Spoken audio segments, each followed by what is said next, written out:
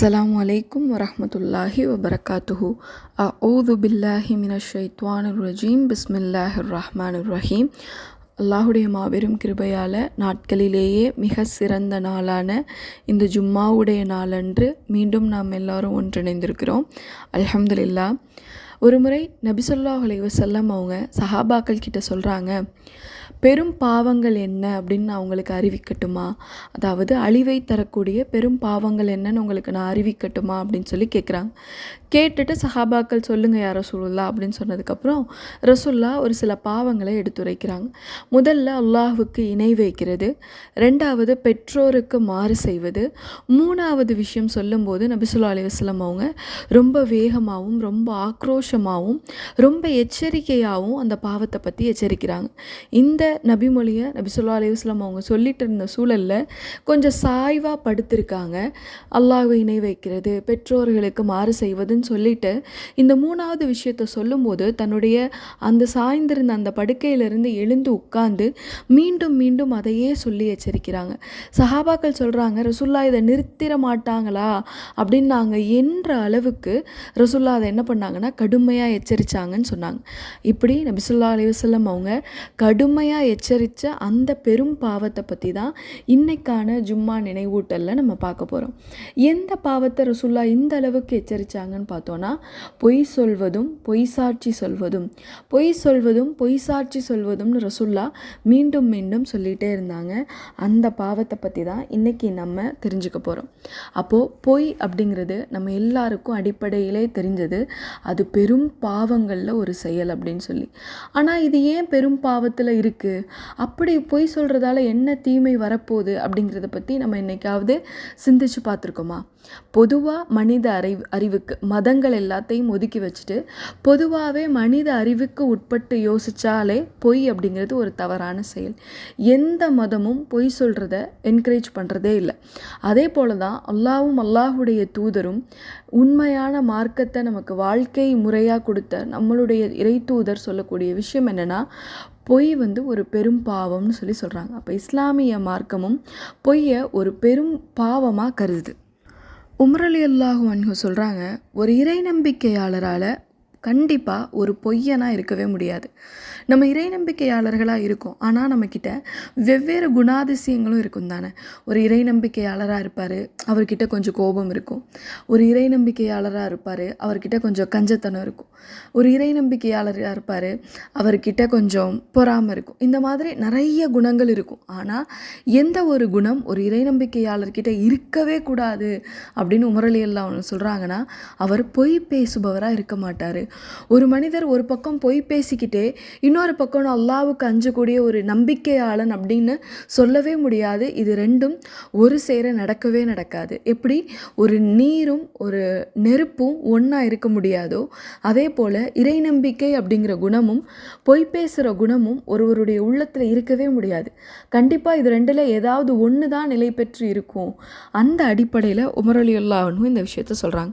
அதுக்காக அப்போ முன்னாடி சொன்ன மற்ற குணம்லாம் ஒரு இறை நம்பிக்கையாளர்கிட்ட இருக்கலாமா அப்படின்னா அதுவும் இருக்கக்கூடாது.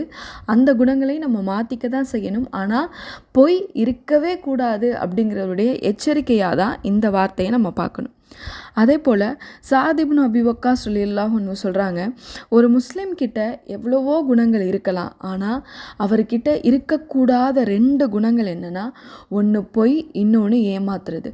பொருள்களை ஏமாத்துறதா இருந்தாலும் சரி, நம்பிக்கையை ஏமாத்துறதா இருந்தாலும் சரி, இந்த விஷயங்கள் ஒரு இறை நம்பிக்கையாளர்கிட்ட இருக்காது அப்படின்னு சொல்லி சொல்கிறாங்க. அப்போது இன்றைக்கி நம்ம சர்வசாதாரணமாக நம்மளுடைய வாழ்க்கையில் நம்ம செய்யக்கூடிய ஒரு விஷயம் என்னென்னா பொய். எப்படி காலையில் எந்திரிச்சு ப்ரஷ் பண்ணி பிரேக்ஃபாஸ்ட் சாப்பிட்றோமோ அதே போல் இந்த குணமும் நம்மக்கிட்ட இருக்குது, பொய் சொல்கிறது. இந்த குணம் ரொம்ப சர்வசாதாரணமாக இருக்குது. குழந்தைங்கள்லேருந்து பெரியவங்கலேருந்து வயசானவங்க வரைக்கும் எல்லார்கிட்டேயுமே இந்த குணம் இருக்குது. ஆனால் நம்மக்கிட்ட ரொம்ப சாதாரணமாக இருக்கக்கூடிய இந்த விஷயத்துக்கு எவ்வளோ கடுமையான தண்டனை அல்லாஹ் குறிப்பிடுறான் தெரியுமா?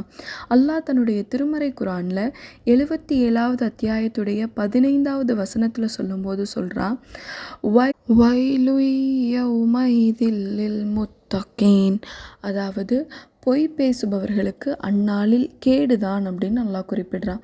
அப்போது அல்லாஹ் பொய் பேசுகிறவங்களுக்கு அந்நாளில் பெரும் நஷ்டம் கேடு அப்படின்னா எந்த வகையில் அவங்களுக்கு அந்த நஷ்டம் ஏற்படுது அப்படிங்கிறத பற்றி நபி ஸல்லல்லாஹு அலைஹி வஸல்லம் அவங்க சொல்கிறாங்க. பாருங்கள், ஒரு மனிதர் உண்மை பேசக்கூடியவராக இருக்கார். அவர்கிட்ட உண்மை அப்படிங்கிற ஒரு குணம் இருக்குது. அந்த குணம் அவருக்கு எல்லா நன்மைகளையும் செய்வதற்காக அடிப்படையாக அமையுது. அந்த நன்மை காரணமாக அவருக்கு சொர்க்கத்தின் வாசல்கள் திறக்கப்படுது. அதாவது அவர் சொர்க்கத்துக்குள்ளே போகிறதுக்கான வாய்ப்பாக இருக்குது. ஒரு மனிதர் உண்மையாளராக இருக்கார், எந்த சந்தர்ப்பத்திலையும் எதுக்காகவும் பொய் சொல்லலை அப்படின்னா இயல்பாகவே அவர் எல்லா நன்மைகளையும் செய்ய ஆரம்பிக்கிறார். அப்போது அந்த நன்மைகள் அவரை சொர்க்கத்துக்கு கூட்டிகிட்டு போகக்கூடியதாக இருக்குது. அவர் எந்த அளவுக்கு உண்மையாக இருக்கார் அப்படின்னா இறுதியில் அவருடைய பேர் அல்லாஹுக்கு முன்னிலையில் உண்மையாளர் அப்படிங்கிற பட்டியலில் பதியப்படுது அப்படின்னு சொல்லி ரசூலுல்லாஹ் சொல்கிறாங்க. இப்போ பூமியில் உண்மையாக இருக்கக்கூடிய ஒரு மனிதருக்கு கொடுக்கக்கூடிய கண்ணியம் என்னென்னா அவருடைய பெயர் உண்மையாளர் அப்படிங்கிற பதிவேட்டில் பதியப்படுது. இந்த அடைமொழி தான் நபி ஸல்லல்லாஹு அலைஹி வஸல்லம் அவங்களுக்கு கிடைச்ச ஒரு அடைமொழி. அப்போ அப்படிப்பட்ட ஒரு பெயரை நம்மளும் பெறக்கூடியவங்களாக இருக்கணும் இன்ஷா அல்லாஹ். இப்போ அதே போல் ஒரு மனிதர் பூமியில் பொய் சொல்லக்கூடியவராக இருக்கார். எல்லா விஷயத்துக்கும் சின்ன சின்ன விஷயங்களில் தொடங்கி பெரிய விஷயங்கள் வரைக்கும் சர்வசாதாரணமாக பொய் பேசுகிறவராக இருக்கார் அப்படின்னா அவருக்கு தீமைக்கான வாசல்கள் தான் திறக்கப்படுது. இப்போ அவர் அதிகம் பொய் சொல்ல ஆரம்பிப்பார். இப்போ ஒரு பொய் சொல்கிறாரு, இப்போ இந்த சூழல்லேருந்து தப்பிக்கணுங்கிறதுக்காக. இன்னும் அந்த சூழல் பெருசாகும்போது ஒரு பொய் இன்னும் பல பொய்யாக மாறுது, அவருக்கு பல தீமைகளை பெற்றுத்தருது. அந்த தீமையினுடைய விளைவாக அவரை நரகத்தில் நுழைய வைக்குது அவருடைய பாவங்கள். இறுதியில் அவர் எந்த அளவுக்கு பொய் பேசக்கூடிய நபராக இருப்பாருன்னா அல்லாஹ்வுக்கு முன்னிலையில் அவருடைய பெயர் பொய் கூறுபவர், பொய்யாளர் அப்படிங்கிற பட்டியலில் எழுதப்படக்கூடியதாக இருக்குது அப்படின்னு சொல்லி நபி ஸல்லல்லாஹு அலைஹி வஸல்லம் அவங்க சொல்கிறாங்க. அப்போது மறுமை நாளில் அல்லாஹ்வின் முன்னாடி விசாரணைக்காக நிப்பாட்டப்படும் பொழுது நம்ம என்ன அமல் செஞ்சோம் அப்படின்னு விசாரித்து அதற்கான நன்மை தீமைகள் கணக்கு சரிபார்ப்பதற்கு முன்பே ஒரு உண்மையாளராக இருந்தாருன்னா அவருடைய பெயர் உண்மையாளர் அப்படிங்கிற பதியப்பட்டிருக்கும். பொய் பேசுகிறவராக இருந்தால் அவர் பொய்யாளர் அப்படிங்கிறது அவருடைய பெயர் பதியப்பட்டிருக்கும். இப்போ இந்த அளவுக்கு பொய் அப்படின்ற ஒரு சாதாரண விஷயம் நமக்கு அழிவையும் கேடையும் அல்லாஹ்வின் முன்னிலையில் ஒரு நாசத்தையும் ஏற்படுத்தக்கூடியதாக இருக்குது. நம்மளுடைய நேசரான நபி ஸல்லல்லாஹு அலைஹி வஸல்லம் அவங்க இந்த விஷயத்தில் எப்படி இருந்திருக்காங்கன்னு பாருங்கள். அவங்க இஸ்லாத்திற்கு முன்பே பொய்யே பேசாதனால தான் சித்திக் சாதிக் அப்படிங்கிற பெயரோட அந்த மக்கள் மத்தியில் வாழ்ந்திருந்தாங்க. இன்னும் ஆயிஷா ரலியல்லாஹு அன்ஹா ரசூலுல்லாஹ்வுடைய இந்த குணத்தை பற்றி சொல்லும்போது சொல்கிறாங்க, ரசூலுல்லாஹ்வுக்கு பிடிக்காத ஒரு விஷயம் என்ன அப்படின்னா பொய் சொல்கிறது. யாராவது ஒருத்தர் நபி ஸல்லல்லாஹு அலைஹி வஸல்லம் அவங்களுக்கு முன்னிலையில் பொய் சொன்னார் அப்படிங்கிறது ரசூலுல்லாஹ்வுக்கு தெரிஞ்சிருச்சுன்னா, அதாவது ஒரு சபையில் இருக்கும்போது இவர் பொய் தான் பேசுகிறாரு, இந்த விஷயம் இவர்கிட்ட இல்லாத ஒன்று அவர் சொல்கிறாரு அப்படிங்கிறத பற்றியோ இல்லை ஏதாவது ஒரு பொய் அவர் பேசுகிறாரு அப்படிங்கிறது ரசூலுல்லாஹ்வுக்கு தெரிஞ்சால் ரசூலுல்லாஹ்வுடைய மனம் அதை ஏற்றுக்காதான். அந்த பொய்க்காக அவர் தௌபா கேட்டு மீண்டுட்டாரு அப்படிங்கிற விஷயம் ரசூலுல்லாஹ்வுக்கு தெரிய வர ரசூலுல்லாஹ்வுடைய மனம் அவர் மேலே திருப்தி கொள்ளாது அப்படின்னு சொல்லி ஆயிஷா ரலியல்லாஹு அன்ஹா சொல்கிறாங்க. இப்போ நம்ம ரசூலுல்லாஹ் நம்மளுடைய நேசர்னு சொல்கிறோம், நபி ஸல்லல்லாஹு அலைஹி வஸல்லம் அவங்க மீது ஸலவாத்து சொல்கிறோம், ரசூலுல்லாஹ்வுடைய சுன்னத்துகளை நம்ம பின்பற்றுறோம். நாளைக்கு மறுமையில் நபி ஸல்லல்லாஹு அலைஹி வஸல்லம் அவங்களுடைய கையால் அந்த நீர் தடாகத்திலிருந்து தண்ணீர் அருந்தணும்னு விருப்பப்படுறோம்.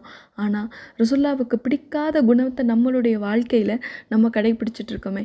ரசூலுல்லாஹ் வெறுத்து ஒதுக்குன குணம் நம்ம மேலே ரசூலுல்லாஹ் நம்ம பொய் சொல்லிட்டு இருக்க வரைக்கும் திருப்தி பெறவே மாட்டாங்க அப்படின்னு சொல்லி ஆயிஷா ரலியல்லாஹு அன்ஹா எச்சரிக்கை செஞ்ச ஒரு குணம் நம்மக்கிட்ட இருக்கே.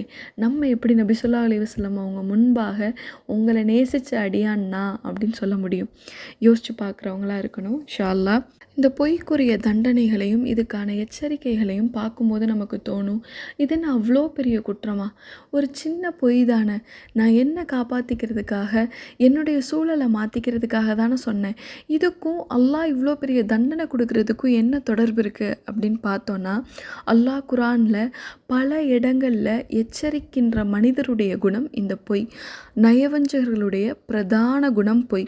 அவங்க பேசினா பொய் பேசுவாங்க, அவங்களுடைய செயல்கள்லையும் பொய் இருக்கும். அப்போது நம்ம பொய் பேசிகிட்டு இருக்கோம் அப்படின்னா நம்மளும் அல்லாஹுடைய தூதரும் வெறுக்கக்கூடிய நயவஞ்சக குணத்தை நமக்குள்ளே சுமந்துட்டுருக்கோன்னு அர்த்தம்.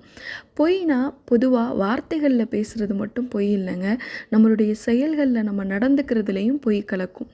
இப்போ நான் வார்த்தையில் ஒன்று சொல்கிறேன், ஆனால் அதுக்கு வேறு ஒன்றா நான் நடந்துக்கிறேன் அப்படின்னா என்னுடைய செயல்களில் பொய் கலந்துருக்கு. இப்போ உங்களுடைய வார்த்தைகளில் பொய் இருந்தாலும் உங்களுடைய செயல்களில் பொய் இருந்தாலும் இப்போ நம்மக்கிட்ட நயவஞ்சர்களுடைய குணம் இருக்குது. பெரிய பெரிய பொய்லாம் நான் சொல்கிறதில்ல, சின்ன சின்ன பொய் தான் நான் சொல்கிறேன், நான் ஒரு சின்ன அளவு பொய் பேசக்கூடிய ஆள் தான் அப்படின்னு நீங்கள் நினச்சாலும் அதை நினச்சி நம்ம பெருமைப்பட வேண்டிய விஷயம் இல்லை.